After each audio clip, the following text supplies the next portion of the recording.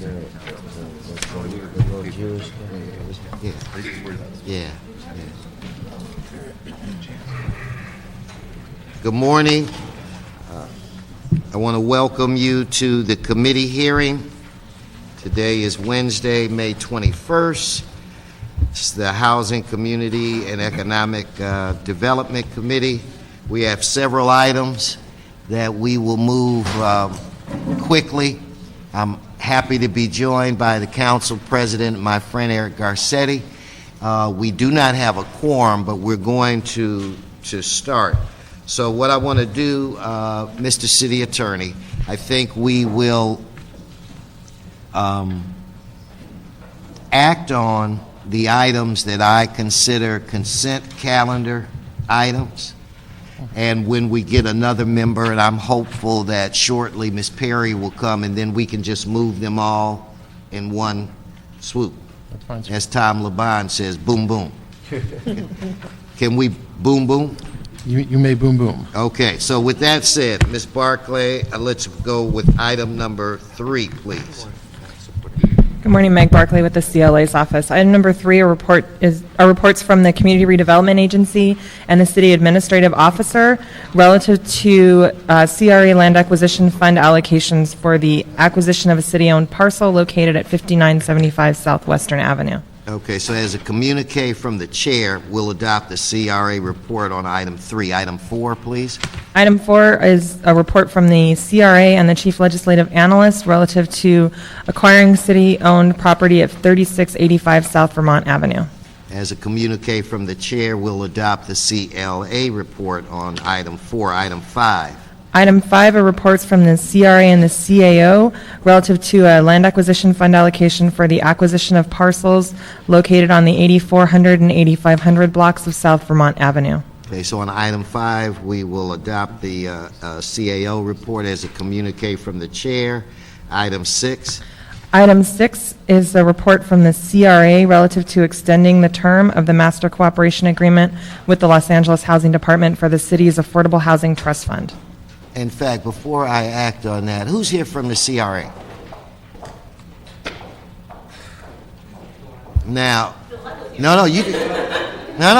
you can stay. I was driving through the district that I'm fortunate to represent on Crenshaw Boulevard by Jefferson at a CRA project, and I blew my horn because I saw your staff diligently out there doing things.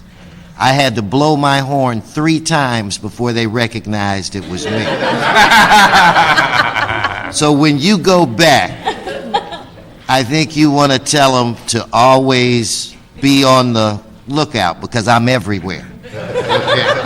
So on item 6, as a communique from the chair, we will adopt the CRA report. Item 7. Item 7 are reports from the CRA and the CAO relative to an exclusive negotiation agreement with Mercy Housing California and Gray Ventures. Okay, on item 7, we will adopt the CAO report. Item 8. Item 8 are reports As from a communique from the chair. Item 8 are reports from the LAHD and the CAO relative to amending construction and technical services contracts and reprogramming additional funds to support the single-family rehabilitation program. Okay, so as a communique from the chair, we will adopt the CAO report. Yes, yes, sir. No, wait. You didn't say item 9 yet. Wait. I'm not going to go. Let me check to see if the clerk is. What item are we on? Sir, that would be item number 9. We're on item number 9 now? You've just moved to item number 8. He's on it. Okay, so Miss Barclay, see, I got to test them. They don't get a lot of play down at the south end of the table here. Item 9. Item 9 is a report from the CAO relative to professional services contract with Karen Powley for assistance with grant writing and technical services. Okay, and then as a communique from the chair, we will adopt the CAO report.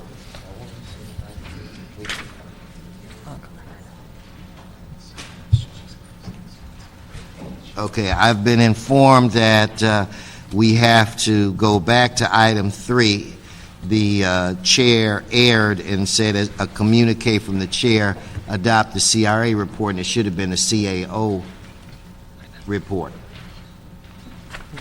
Yes, sir. Okay, so if we just correct item 3 to say that we will, as a communique from the chair, adopt the CAO report. Yes, sir. Okay. And on item 8, I'm sorry, there was a amended attachment B provided by the CAO. Would you like to amend the item to include that as well? Yes, yes. Thank you. Okay. At this time,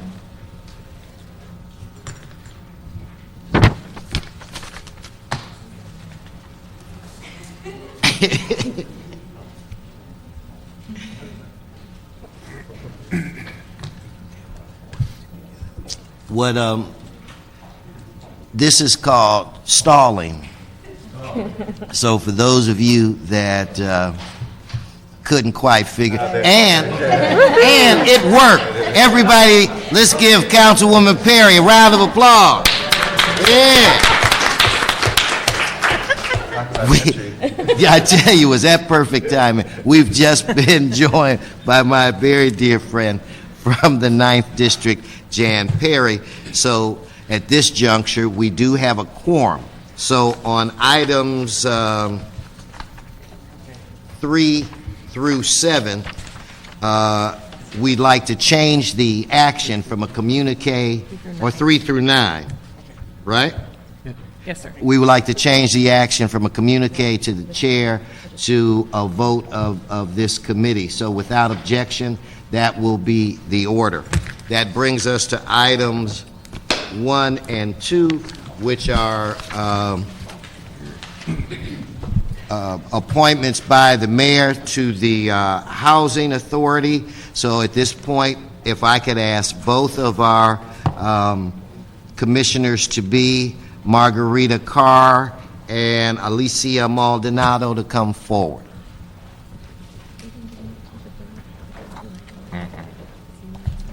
And now I will ask Ms. Barclay to read both items. Yes, sir. Item 1 is a communication from the mayor relative to the appointment of Ms. Margarita C. Garr to the Housing Authority of the City of Los Angeles. Item 2 is a communication from the mayor relative to the appointment of Ms. Alicia Maldonado to the HACLA board for the term ending June 6, 2008. Okay, then I suggest we do it this way. We ask Ms. Carr to... It's Garr. What? Councilman. Garr, Garr? G-A-R-R, Garr. With a G? Yes. Garr. I just want you to know that on my document, it is Carr with a C. And now she, my dear friend, is suggesting that I need reading glasses, and you're absolutely correct. It's okay. Now, usually what happens when there's a staff error like this, Yes. we take them out back and we... But because you were so nice in correcting me, we will... You're saved. I always blame it on the clerk. Okay, so, Ms. Garr. Yes. We would, maybe you could tell us some of your involvement and, how you came to want to serve on this committee, and just let us get to know you a little bit. But you already know that you passed my test. Oh, so- yes, okay, yes. so come on. Thank you, Councilman Wesson. First, I'd like to say thank you to everyone for this opportunity. I'm very excited about this. I'm formerly on the Information Technology Commission, which has been disseminated, and looking forward to the opportunity for our Housing Authority. I am a mortgage loan consultant already, currently with Wachovia. And so I know a little bit about housing and real estate, and my family is very involved within the community as well. We have Garr Child Care Centers, a construction company. We are looking to do a elderly facility for a daycare facility for the elderly. So very involved when it comes to making a difference within the community, and excited about this opportunity and bridging, allowing to assist the community in making a difference in housing, and for those that are having challenges at this time, as well as with working with the LAPD and the LAUSD with the Housing Authority. So just glad to be here and hoping that through my past experiences, president right now for Urban Financial Services Coalition, and just various organizations that I've been a part of to implement that within this commission. So were you born and raised in Los Angeles? Born and raised in Los Angeles. So, lived.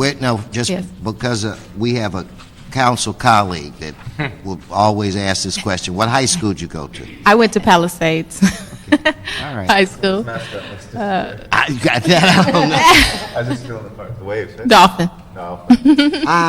Yes. Okay, well, you were Yes. close. All right.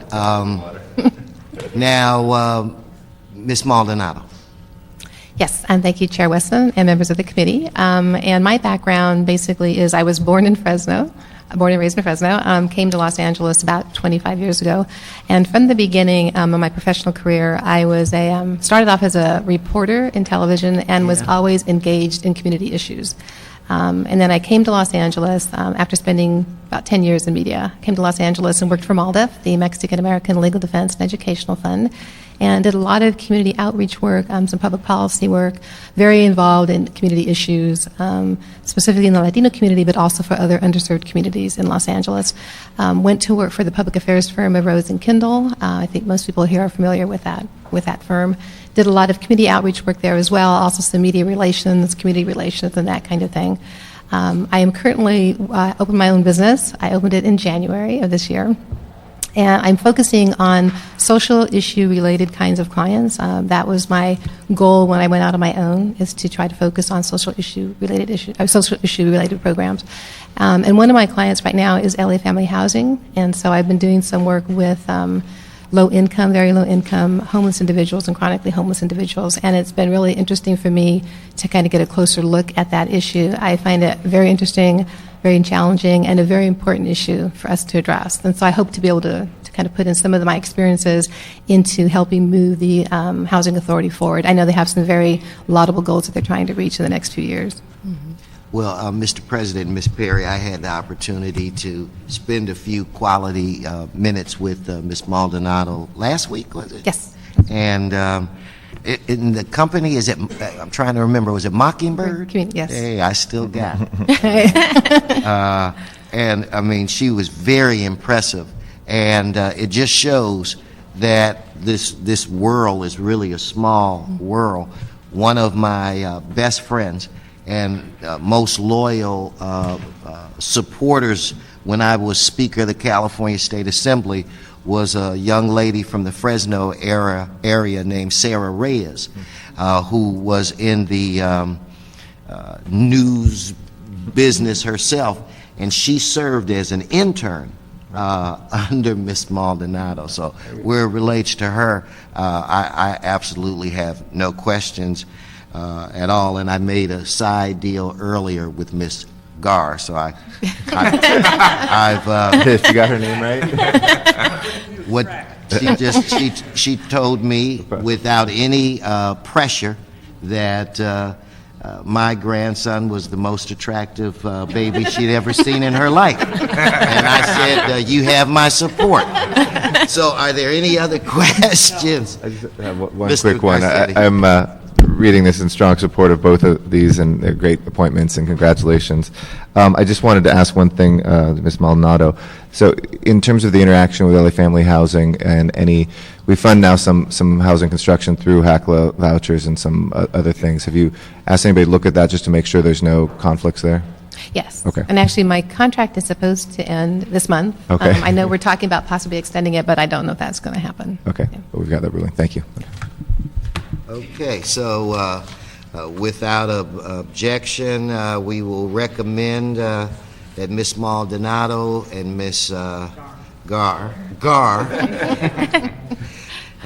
we will recommend your appointment to the full council. Thank you, Thank you very very much much. for coming and your desire to serve. Thank you. Thank you. both.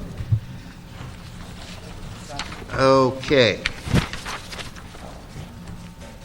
Ms. Barclay, Yes, sir. we still have a lot of people in this room. So that would lead me to believe that there might be something else on the agenda. I think there's one item left, sir. What could be on the agenda that would generate such excitement where we would have Item people? 10. First thing it seems here. Yeah, because I'm ready to just do public comment and go home, but if we have something else, another item, then maybe you should read it. Yes, sir. Item 10 are reports from the city attorney, the CLA, and the Bureau of Contract Administration relative to a local hiring ordinance. Okay. I think, Ms. Perry, you want to take the lead on this one? Can I hit it? And yes, yes, you can. And all of the individuals that are here to make statements where it relates to this item, if you could please come forward at this time. First, I want to say thanks to the Bureau of Contract Administration, the City Attorney, CDD, the Mayor's Office for their help and their expertise in shaping this ordinance. This ordinance before you today represents over a year of really hard work, and I'm pleased with the results, and I hope you will be too. I think you'll remember the presentation from the Economic Roundtable we had at the committee about 3 months ago. It was a presentation that proved what we already knew, that the city of Los Angeles has more neighborhoods of concentrated poverty than anywhere else in the country, and that these neighborhoods are growing at a faster rate than county or state averages. The study demonstrated that we needed to take every opportunity we can to increase employment opportunities for local residents, and the ordinance before you helps to do that. I know all of my colleagues on this committee fully appreciate the need for more employment opportunities in the city. Mr. Reyes was also instrumental in crafting the first source hiring ordinance, and I know we all helped with the CRA's local hire policy. I am also looking forward to seeing the citywide project labor agreement come forward very soon. While we were crafting this ordinance for projects under $5 million, we kept that effort in mind. This ordinance provides an important blueprint for the city to be proactive in hiring local residents for city-funded public works projects. It's a necessary step and one of the many tools in our toolbox to get people hired. So I hope that you will support the CLA report and that we get a unanimous vote out of the committee today. Okay. Who wants to take the lead? I can set it up. Who was in that? No, wait a minute. I'm not. Who was in that movie? Take the lead. I don't know. No, neither do I. DVD movies. It's not. Never made it into the theater. Clint Eastwood. Or is that like, back in the day, it's black and white. Samuel L. Jackson. One of my favorites.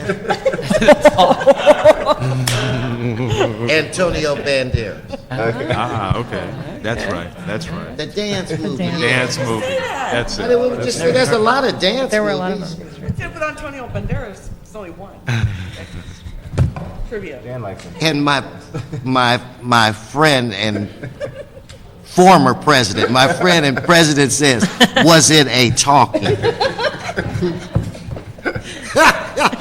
Oh, and then black and white. So who starts this? I'll set it up. Meg Barclay with the CLA's office. Pursuant to committee instruction, the city attorney, in collaboration with the CLA, the Board of Public Works, Bureau of Contract Administration, the Community Development Department, and others, has transmitted a draft ordinance for council consideration that would impose a local hiring requirement on city public works contracts that aren't subject to other labor agreements, such as project labor agreements. The specifics of the ordinance will be discussed by the CLA. Our report, or by the, city attorney, our report recommends adoption of the ordinance as well as an instruction to the CLA and the CAO to include in a pending report relative to BCA's contracting processes, an additional review of any additional staff that may be needed at the Bureau to accommodate enforcement of this ordinance. Okay. Mr. City Attorney? Good morning, council members. David Michelson with the Office of the City Attorney. It's a pleasure to be here today and to answer any questions you may have concerning this ordinance. As Councilmember Perry had indicated, this ordinance is a project that we've all been working on quite a bit over the past year. A little while back, the Economic Roundtable had completed their study, which provided further support and findings to substantiate the need for such an ordinance. This ordinance is focused on construction contracts, where the city is awarding contracts to construct public works of improvement. Also, as Council Member Perry had indicated, the city has been focusing the last few years on project labor agreements as a primary vehicle to accomplish a number of important things for the city when it comes to construction contracts, whether it's bringing construction projects in on time, within budget, focusing on worker safety, and local hire as a strong component of project labor agreements. And I will just mention a little more about project labor agreements because it dovetails quite closely with this particular ordinance. Project labor agreements here in the city have now sort of taken flight in those departments that handle construction of public works of improvement. Public Works Department, for instance, is getting fairly close now with our office's assistance. I know John Reamer's assistance with Con Ed of that department and others, to have a department-wide for Public Works project labor agreement, which will cover all construction projects over certain thresholds in that project labor agreement. The CRA recently put forth a project labor agreement hiring policy. The Port of Los Angeles is now looking at a department-wide PLA. We're hoping to see efforts at the Department of Water and Power and at LAWA to have department-wide PLAs. LAWA has had for a few years now a project labor agreement for the Tom Bradley International Terminal that could be converted into a department-wide PLA for LAWA relatively easily. So when all these departments have department-wide PLAs in place, effectively that now becomes a citywide PLA because those are the departments that do construction contracts. But even once those PLAs are in place, and over the last few years, even at Public Works, there's been a lot of progress on individual project-by-project project labor agreements versus at a department-wide. But as I mentioned a minute ago, there's an effort now to have a department-wide PLA for Public Works and not just do it by project. But even once these project labor agreements are in place, it leaves open the question of what do you do with respect to local hiring concerns and needs for those construction projects that fall below the threshold of a project labor agreement. For instance, if a project labor agreement has a financial threshold of $5 million, all construction contracts that are below $5 million would not be subject to the PLA. How do we fold in local hiring concerns? That's what this ordinance does. This ordinance will establish goals, for instance, of 30%. So if you're going to be awarded a construction project by the City of LA to build a construction job for the City of LA, you will have to make a good faith effort to meet a local hiring goal of 30% for local residents. Define, Dave, Yes. good faith effort. And that's a very good question because a lot of the rubber hits the road on that issue. Contractors will be required, even before they start work, for instance, to put forth an employment hiring plan, which will have to be approved by the city. And that employment hiring plan will show how that contractor is going to do its utmost to meet the local hiring requirement for both local residents and for disadvantaged workers. And if during the life cycle of that project it appears that this contractor is not adhering to his or her obligations to meet local hiring requirements, not hitting the goals that they had set up in their own hiring plan, not meeting the regulations that John Reamer's Con Ed will put forth to make sure this ordinance can fly, then Con Ed, in part of its monitoring, would make the determination that good faith effort's not being made, and then a series of fairly serious ramifications can take place with respect to that particular contractor for not meeting a good faith effort to reach these important hiring goals for the city. Such things as liquidated damages, for instance. Liquidated damages, some folks view them as a penalty, but liquidated damages are actual dollar amounts that attach to a contractor who fails to meet a contract requirement with the city. This will be a contract requirement, meeting these hiring goals. You don't meet the hiring goals, and if you can't demonstrate, contractor, that you've done everything you could to meet those hiring goals, you're going to pay the city money. You're going to feel financial pain to get you in compliance, hopefully, and also send a signal to you and other contractors that the city takes this seriously, potentially terminating your contract, potentially moving you through the debarment procedures here at the city if you're not meeting your obligations under this contract and under this ordinance to the city.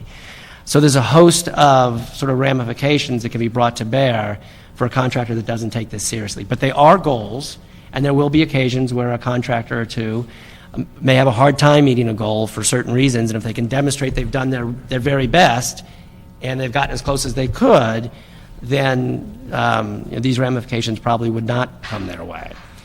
So if you're a local resident who meets the definition of this ordinance as a local resident and resides here in the city in one of these zip codes, which we're calling a Tier 1 zip code, and just so you know, a Tier 1 zip code is a zip code that's been identified by our DAA, which is Con Ed in the Public Works Department, where 40% or more of the households are below the federal poverty threshold. So if you live in one of these zip codes, meeting that criteria as a resident of our city, the contractor will be required to fill his or her workers, fill out the requirement of providing workers to that job site of 30%.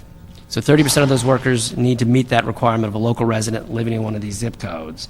And if the contractor is not able to find sufficient workers in that first zip code, the contractor can look to zip code number 2, which will be those zip codes identified by the DAA where the rate of unemployment in that zip code is in excess of 150% of the Los Angeles County unemployment rate. It's a little bit higher threshold, but again, we're going to allow contractors to move to that higher threshold in order to try to hit that 30%. The last thing I'll mention is the other hiring goal in here, which is a hiring goal for disadvantaged workers. Disadvantaged workers are those workers who meet the definition of the ordinance, who could live anywhere within the city of LA, who meet one or more criteria, and the criteria are listed in the ordinance. Household income of less than 50% of the area median income, as that is defined, or being homeless, or being a single custodial parent, or receiving public assistance, or lacking a GED or high school diploma, or a criminal record or other involvement with a criminal justice system that hinders the individual's ability to find employment, or suffers from chronic unemployment. Con Ed will put together rules and regulations that will help put more flesh on the bones, but if you hit one of these criteria as a resident of our city, you're going to be considered a disadvantaged worker, and the contractor is supposed to target as the goal 10% of their workforce on a city job of folks who meet that definition of disadvantaged worker. So you got 30% that'll be local resident is defined, and of that 30%, another 10% of that 30%, 10% are supposed to be disadvantaged workers. There's a lot more sort of fine detail, but that's sort of at a high level what this ordinance provides. Okay. Reverend Reamer? Good morning, council members. It's a pleasure to be here. Meg and David have done an excellent job in sharing with you what this attempts to do. I would just add to it that this closes the gap.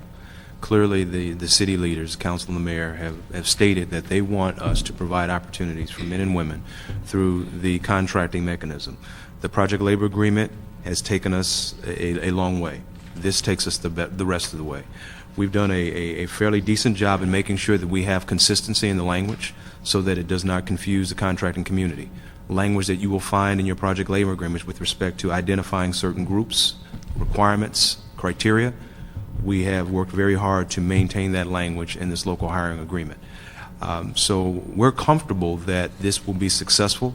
As I shared when CRA presented their agreement before council, the project labor agreements that we have in Public Works right now, we are averaging roughly 31 to 32% local hire participation. So this can happen. Will it take some work? Most certainly it will.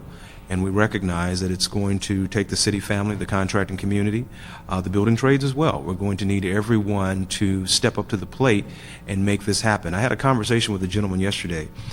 We were at a contractors forum, and he was sharing with me that roughly only 30% of those who attend our community colleges move on to a four-year university. So what happens to the 70%? We want to make sure that there is a mechanism in place for those men and women who feel as though, well, it didn't work here, but I can have another profession. Construction is a very honorable profession that you've clearly shown that you care about. You want to make sure that apprenticeship programs are in place and that the City of LA is doing everything it can to make sure that we honor that. This is going to be one more step in that direction of making sure that that happens. Okay. Well, and I agree basically with what you say. Back in the olden days when there weren't talkies and all of the movies were in black and white, it seemed like, in fact, where Ms. Perry and I come from, that the school system at that juncture recognized that not every kid was going to go to college. So we had a very active voc ed program, you know, because you're always going to have 75 to 80% of the people are not, you know, college is just not for everyone. But we had high schools where individuals after 2 years would go, and I'm just drawing a blank on the one big one. It was on the west side, but so I mean they recognized that. St. Ignatius. Was that it?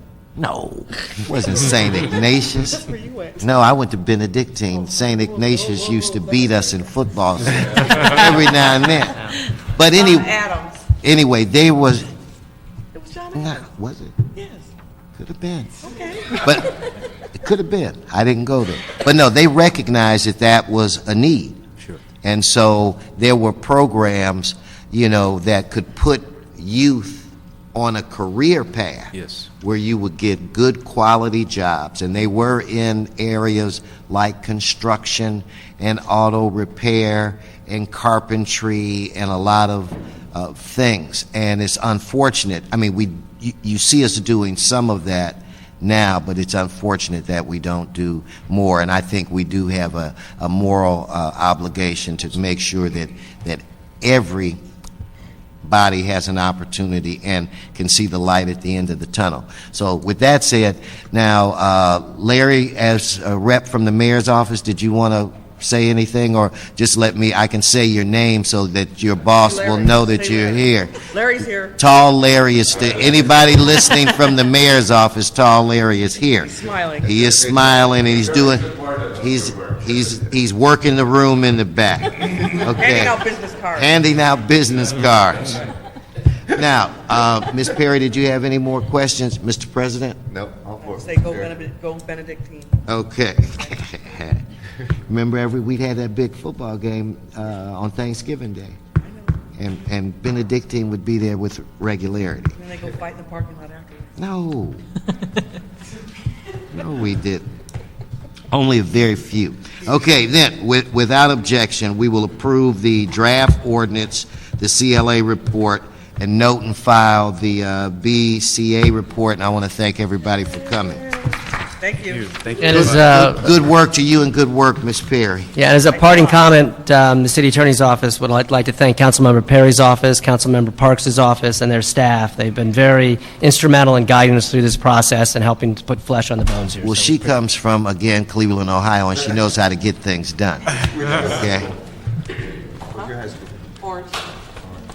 Orange. Orange. What was your mascot? A lion. Orange lion. What was mine? Benedictine? Oh, probably a monk. I don't know. Yeah, what was your? I think Benedictine line? I don't remember. Okay, now I have two public comment cards. Transfer student, no. I need, I'd like to request that Mr. Roman Sitnikovsky come forward. I saw you back there. It's good to see you again. And you're going to say something. Please, have a seat. Make yourself comfortable. Good morning. So I just came Speaking here. to the mic, Roman. Okay, I just came here with request of disposition and determination of my case. Roman. Move this. Put the microphone Oh, close. Yeah, there. I'm sorry. okay. Excuse me. But it's not public comment, so please. I'm going to get you just go. Okay, it's just request of disposition and determination of my case. Started from my April 1st complaint to Los Angeles City Council regular session. And today I just ask to file criminal actions through the city prosecutor against unfair and unlawful behavior of Housing Assistant Section 8 office. That's all. So my complaint deals with Los Angeles housing disaster created by criminal action of the Apartment Association of Great Los Angeles and its corrupted supporters. This case deals with not only my life, but also with lives of many senior, disabled, low-income Angelinos. That's why I think this case has not only personal, but also a community interest. The Honorable Council members have a copy of my May 19 request and my May 14 complaint of anti-constitutional, unlawful, and unfair attempt to intentionally put at danger life of a senior, disabled, low-income victim of 1994 Northeast earthquake. For 13 months, I had alone fought against AGLA for the constitutional non-discrimination rights of qualified senior, disabled, low-income tenants not to be evicted up to my 100% unlawful forced eviction at winter time on the street. For 5 months after this eviction, Housing Authority, City of Los Angeles Section 8 office tries to cancel my right for Section 8 housing assistance payments because it wants to solve the problem of my federal Section 8 voucher valid anywhere in the USA disappearance from Section 8 office if I follow my mother and die. But the only constitutional, lawful, and fair solution of this problem is immediate Section 8 approval of my tenancy in the apartment where I already live from February 15, 2008, without housing assistance payments, despite official request of tenancy approval dated February 7, 08. There are 4 tenants with HASLA Section 8 vouchers in this building. Why cannot I be the first one? Tomorrow, on May 22, is expiration day of my issued on January 23, 3 weeks after my 100% unlawful forced eviction, the second Section 8 voucher issued by Section 8 office instead of my voucher dated May 16, 1994, and issued by Federal Emergency Agency to a victim of 1994 Northeast earthquake. And Section 8 housing assistance managed for 13 years and 8 months, and landlord accept federal Section 8 voucher valid anywhere in the USSR, which mysteriously disappeared from Section 8 office. Am I guilty for this disappearance? Why have I to pay with my life for HASLA Section 8 criminal problems? How can I pay my June rent without housing assistance payments? Please stop criminal chain of unlawful evictions with killing in Los Angeles. Please help me to receive Section 8 housing assistance payments and the tenancy approval for my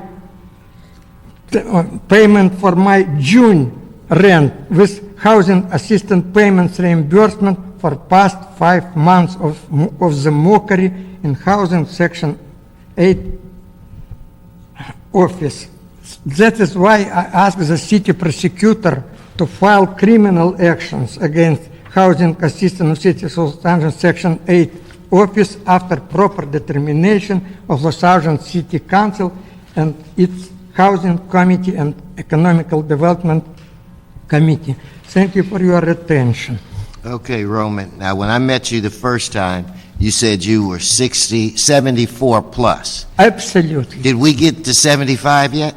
I want to live to 75, but Section 8 office did everything for me not to live in this You just state. don't want to tell me when you're 75, but Mr. Garcetti has some response. I just want you to know that we do pay attention and we do try to provide assistance. And the President wants to state something where it relates to your concern. Thank you, Mr. Chair, and thank you, Mr. Sitjankowski. And I know you came from a neighboring council district, but we are more than happy, please, if you give it to the clerk, to case manage. We're continuing to. I have my policy director and Sam Siegel, who's in here, who I know has spoken to you and has been working very hard on your case, and we've been in contact with Supervisor Yaroslavsky's office, because I understand you found some housing potentially in West Hollywood, which means the county authority needs to come into being, and we're trying to get them to expedite that, move that quickly, and Supervisor Yaroslavsky's office is engaged in that too, so we've been working very hard on this situation, and we appreciate you reaching out to us. And like we say, when somebody touches us, we try to make ourselves indispensable, and we stay with you till the end of it being resolved, and we will continue to do that. So we're working very hard on that. And we appreciate the points you make on the criminal elements too, and if there's anything that we can refer to the City Attorney's Office, we'll do that as well. Okay. Okay. Sir, thank you very much for your attention to my case. But We'll continue. real problem is that for 5 months I live without housing assistance payment just because my federal voucher disappeared in their office. Why I have to pay with my life Right. for their criminal problems? Sure. It's not We no, it's understand that. criminal problems. Yeah. Number one, and number two, how can I pay my on June 1st, my rent for apartment where I lived from February 15th? We're trying to move it as quickly as we can so you can get in with the voucher. So, but we'll talk to you about it. We're trying to move it as quickly as we can so that we can help you for June or July. I know that we're moving as quickly as possible to move the county to get you that and to make sure you can move in. Okay? Thank you very much, Thank sir. you very much, But, absolutely. Roman, please, help not only me. No, I know. We help other many, people. many Roman, And we do. seniors Roman, and Roman. disabled people not to be evicted. Roman, Yes. you can only get if I let you speak for 4 or 5 minutes, then everybody else is going to want to do that. So we're very concerned, and I hate to have to cut you off, but I do. There's a time limit. And we're working very hard. And this does not mean that the guy behind you is going to be given extra minutes. He may think so, but it doesn't. The last public speaker is Chuck Tinnen. Roman, good to see you again, Thank you very much. I hope Please everything save works me out. and other senior Thank you. We're gonna do what we can. from unlawful eviction. Thank you. Come on, Mr. Tinnen. Until I come, the crowds get smaller. You're running everybody out. I know. Oh, Good first- morning, my dear friend. Good morning. Can I oh, okay. Can you what? Oh, I was going to congratulate your basketball teams on losing in the Watts Moonlight League. They went in there and they were going to whip everybody, and they got whipped. Well, Oh, the oh. bad Hang on, I refs. was last Stop November. blaming on the refs. Good morning, council members. Good morning. Last November in Herb's committee, they asked the LAHD and the CRA to prepare a report in 60 days. It's almost 7 months ago, and it passed in City Council. 2 weeks ago at Herb's committee, a discussion was on the agenda, but the LAHD and the CRA, no report. So it was postponed for 2 weeks, which would have been today. Still no report. So I asked, well, what's going on? I'll tell you what I think is going on, since there has been no discussion and no report. After Herb's committee 2 weeks ago, an executive with the LAHD said to me conclusively, it won't work. So, no report, no discussion, just a pre-made decision. Yet, you know what? Let me say, I commend them on all the good things that the LAHD does. But they always want money. For what? If you ask harder, you'll get it. But you got to do your part. And you know, I got to say something. 1,000 cubicles in their building there with 1 copy machine and 5 employees. Well, maybe they should justify that to the public. Why don't they downsize it and relocate to a smaller thing and sell all the wasted, unused computers and utilize the space for more justifiable directions? But what's going on? It doesn't take that. I also wrote up something in my discussion 2 weeks ago, but you know what? It doesn't take a year or 2 years for them to discuss something, but I can't forget what they said. And what they said was, it won't work. Well, you know what? The worst thing in the English language is no. I had... Chuck, go. I didn't stop you. Okay.